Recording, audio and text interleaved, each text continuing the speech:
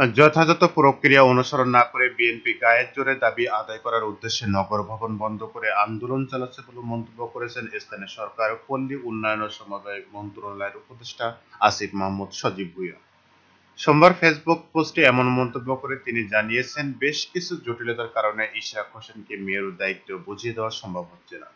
তিনি বলেন, প্রথমত আরজি সংশোধন অবৈধ মর্মে হাইকোর্টের রায় ভায়োলেট করে নির্বাচন কমিশন ট্রাইব্যুনাল এই রায় প্রদান করেছে। দ্বিতীয়ত, নির্বাচন কমিশন শুনানিতে অংশগ্রহণ না করায় একপাক্ষিক রায় হয়েছে এবং পরবর্তীতে কমিশন আপিলও করেনি। তিনি আরো বলেন, নির্বাচন কমিশনের চিঠিতে কোনো প্রকার আইনি জটিলতা না থাকলেও পরবর্তীতে ব্যবস্থা গ্রহণের কথা বলা হয়েছে। স্পষ্টতই বিতর্কিত রায়, স্থানীয় সরকার বিভাগের প্রতি কোনো নির্দেশনা না থাকা, লিগ্যাল নোটিশ এবং রিট পিটিশন বিচারাধীন থাকা সংক্রান্ত আইনি জটিলতা রয়েছে।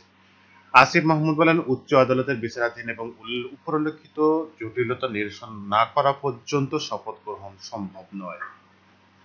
যথাযথ প্রক্রিয়া অনুসরণ না করে বরং গায়ের জোরে আদায় করার উদ্দেশ্যেই নগর ভবন বন্ধ করে মহানগর বিএনপি এই আন্দোলন চালাচ্ছে, ফলে সিটি কর্পোরেশনের দৈনন্দিন কাজ ব্যাহত হওয়া সহ জনদুর্ভোগ সৃষ্টি হয়েছে।